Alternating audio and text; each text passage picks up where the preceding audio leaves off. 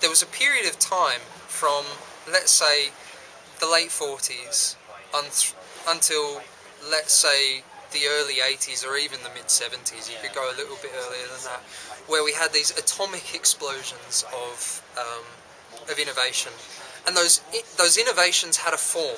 You know, there they were had a probably shape. less of them, weren't they? But they were really defined, and Absolutely. There weren't anywhere near as many, but they were obvious and they were clear, and people could see them made real. Yeah. But ever since that time, innovation has become, in a sense, abstract, because it's about electronics, it's about networking, it's about creating connections between things, and that doesn't have a shape apart from, like a spider diagram. What you were saying about, how the car industry caught the wave of the space age, for example, and aero age. They caught the space. They caught the space age. They got the whole aviation. Yep. Thing first, and they caught aviation, they caught the space age, and we had cars with kind of fins and jet thrusters and all that kind of stuff. And then modernism kind of came along, and modernism was the big thing. Modernism in architecture, but modernism they in haven't product really design. caught the digital age yet, have No, they? absolutely not. But this is one of the biggest questions for me. How do you capture the digital age, zeros and ones, electronics in form? Yeah. And this is one of the things that I'd love to kind of work out. How you can engage people with, what's going on in their iPhone and present that in a lustworthy, my God, I want to be a part of that automotive form. As we've become digital and as we've kind of entered a kind of IT and a technological and a web-based age, which is about information and as Drew says about ones and zeros, the automotive industry sort of stopped and hasn't kind of ridden that wave. And it would be interesting to kind of almost sort of proffer an opinion that part of the reason it's in the trouble it's in is because it hasn't continued to ride that age. Yeah, but because it feels that it's not of its time. Digital is of our time. The ability to seamlessly communicate, to kind of find information and connect with people at no cost and in no time, is sort of what defines our age. But I mean, this is what we've talked before about the social vehicle of previous generations being the car, and the social vehicle of the new generation being the mobile phone or the iPhone. Well, communication, really.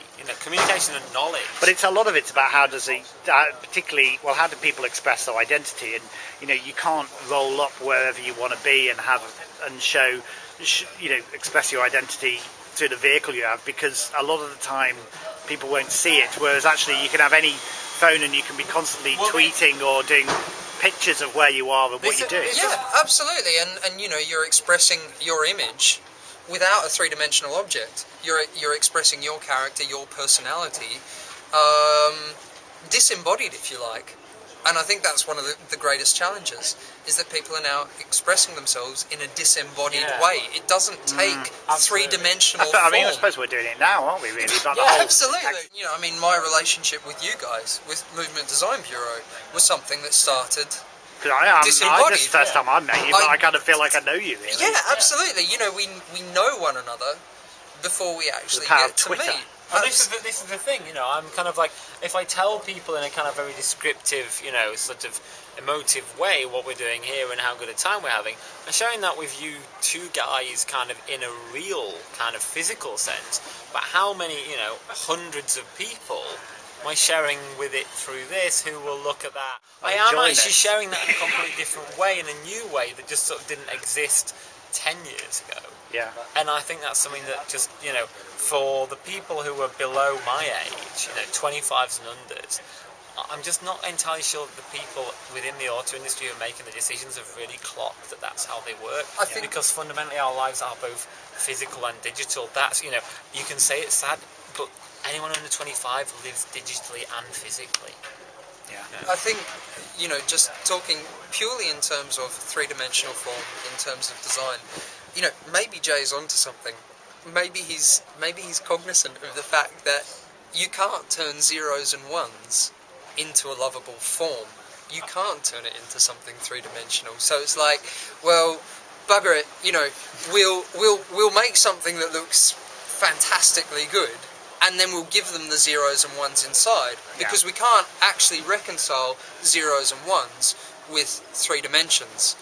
And, you know, maybe that's the approach that he's taking. Say, you know, I want to buy, say, a 5-year-old BMW M3, you know, right now I could pay about 12,000 quid for that. Fundamentally, that thing is going to sit outside my house most of the week, do nothing, be a waste of time, lose money, cost me money. I can kind of rationalise that because I'm kind of a car nerd and it really appeals to me.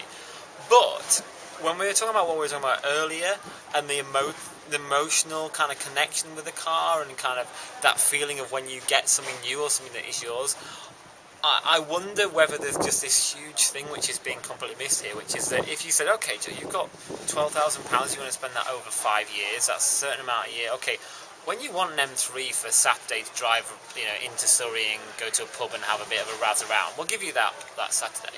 But you can also have a Fiat 500 to drive over to the office 1 day a week, and, you know, on the weekend for you and all your stuff, we can give you like a Touareg to drive up to your parents. And this is actually going to cost you less. I'm committing heresy here, but, you know, but I'm a Touareg.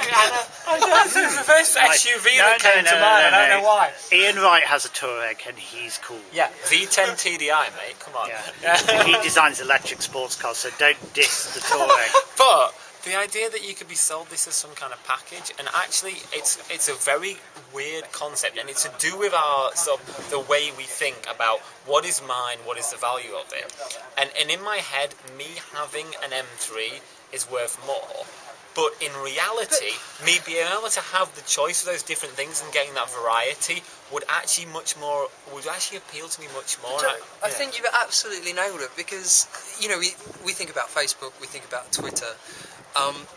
We contribute to those things without even thinking.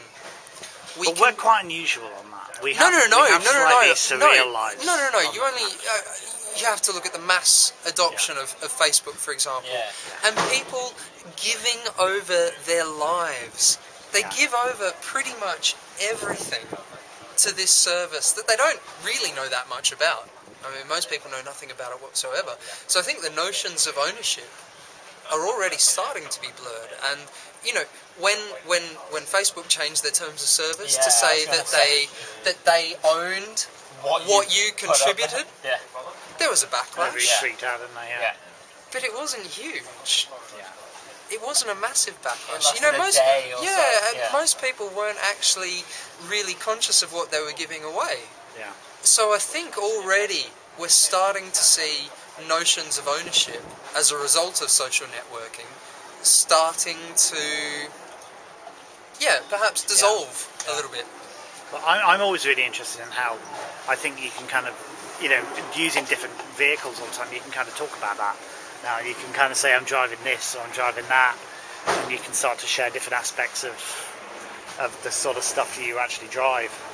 And that actually brings a different perspective to a bunch of things as well. But that's something that I've done with Downside Up. You know, every now and then, you know, as part of my work, I used to drive brand new cars, and I would love the experience while I was having it.